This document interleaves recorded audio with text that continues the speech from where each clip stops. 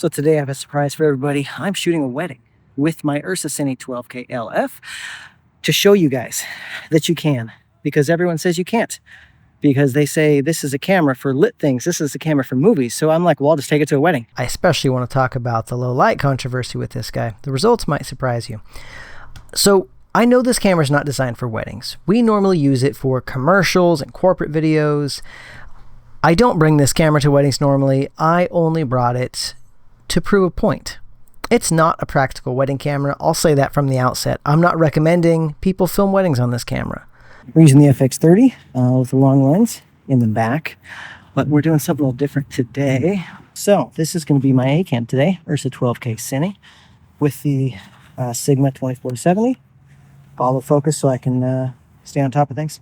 And that's what I'm going to be running today for this wedding. Everyone says this camera is for controlled environments, lit environments. You can't just walk around without lighting and film this thing. Now, here, because this camera is big and heavy, I decided to go back to monopod, old school way of moving the camera before gimbals and other things. Monopods were the thing back in the day with weddings, and it's still a fantastic tool. So I used the monopod and the tripod for this guy. I did not bring the big heavy duty tripod that we typically are running the URSA on. I also stripped the rig down so that it was manageable. So you'll notice it is literally just the camera, handle, lens, and battery.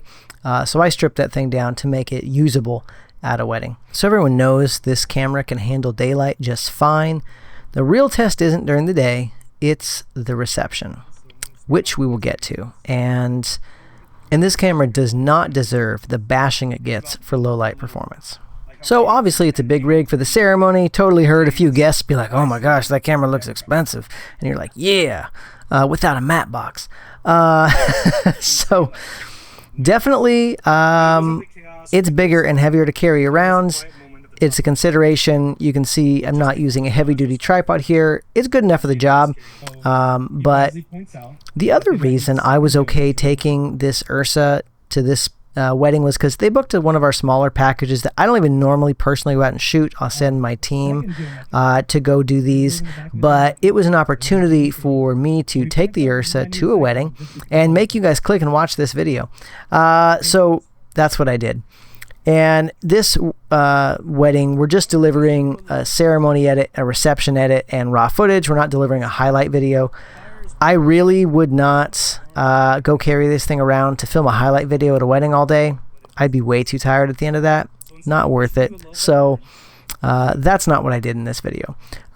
It was a multicam video, so it was cameras on tripods. It was easy enough to bring the URSA. Also good to use the image quality. So during the ceremony, one of the things I was able to do, because I only had a 24-70 lens, was just switch to 8K. And now I can double my focal length and I can get in nice and tight for the vows during the ceremony. So that was nice. Obviously, it takes a lot of data storage space to do that, so not fun. But hey, it works. Obviously, image quality is going to be fantastic on this camera. There's no questions about the image that comes off of this camera.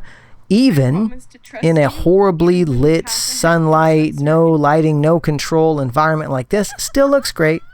It even cuts in with my Sony footage. I used a Sony FX30 as my B cam.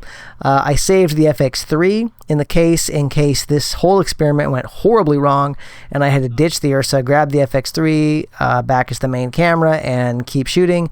I never had to pull the FX3 out, so I just left the FX30 as the B cam, which is what I would typically do for something like this anyway. So let's talk about low light. Everyone claims that Blackmagic cameras are horrible at low light and you cannot use a Blackmagic camera without bringing lights. And I understand that. Every camera before this that Blackmagic has made, I would say that's pretty much true. But not for this camera. That is straight up false. This camera's low light performance is totally usable. Now, it's no FX3, but it's totally usable. So, as we look at reception footage here, you can see the reception is dim. It's not super dark. It's not FX3 dark, but it's dark. And you can see, my iPhone has got grainy footage. So when you compare that, to what the URSA is doing, you understand what's happening and how good that URSA is. So it's completely usable. The skin tones hold up, the highlights, the dynamic range, everything looks good, the colors look great. And I did not use any additional lighting at this reception except for the toasts. They stuck the head table in the dark. And I looked at that and went, this would be fine on Sony, but for Blackmagic, I'm going to bring out a little bit of light. And I say a little bit. I use Godok's 60-watt lights, and I set them to like 10%. Just a little bit of light. Just enough for it to not be dark. Because I know what happens to this sensor when it's dark. Because I've tested that too. You cannot say this camera cannot be used in low light. I would still, say, you don't use this in no light. This is not a no light camera. The Venue had lights, right? They weren't amazing, great film lights, but the Venue did have lights. And so I was able to use the light the Venue had rather than bringing my own lights, and it was still great. I would have had no problem doing it that way on Sony, and I had no problem doing it on Blackmagic. So you can use this camera with low light. That is a busted myth. So would I take the URSA to a wedding? No. It's heavy. The file sizes are huge. Shooting RAW for a wedding is ridiculous. Weddings are fast. URSA's big. It's heavy. It's not conducive to moving quickly. Can you manual focus quickly? Absolutely. I used to do it all the time. I used to shoot all my weddings with manual focus. I used to shoot weddings with the Blackmagic Pocket 4K and Sigma zooms. It was fantastic. The weddings looked gorgeous. So the URSA is not limited to movies and commercials. You can shoot all kinds of things with it. Don't buy into the lies that this camera is not good for that thing just because people say so. Test it yourself and you'll find that a lot of cameras can be pushed a lot further than people think. There are practical limits to every camera. This is a cinema camera. It's not meant for weddings, and I wouldn't use it for weddings.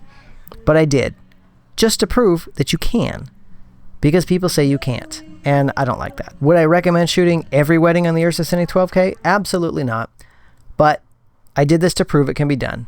And the footage looks great. It's not like it was a horrible compromise. If you enjoyed this video, subscribe, all that good stuff. I'm working on new videos. I've got one coming up about one of the biggest questions everyone has in filmmaking, how to price yourself in video production. You're not going to want to miss that. After 20 years of doing this, I've got some nuggets there for you, and I think you will enjoy it. Until the next video, go shoot something low light on an URSA Cine 12K. Don't cry about it, and tell me how good it looked, because this camera is fantastic, even if it's heavy, even if it's not a low light beast, even if it's not an FX3, even if it doesn't have autofocus. That's not what it's for. Get the right tool for the right job. Don't shoot a wedding on an URSA Cine 12K LF like I just did. But if you want to, go for it.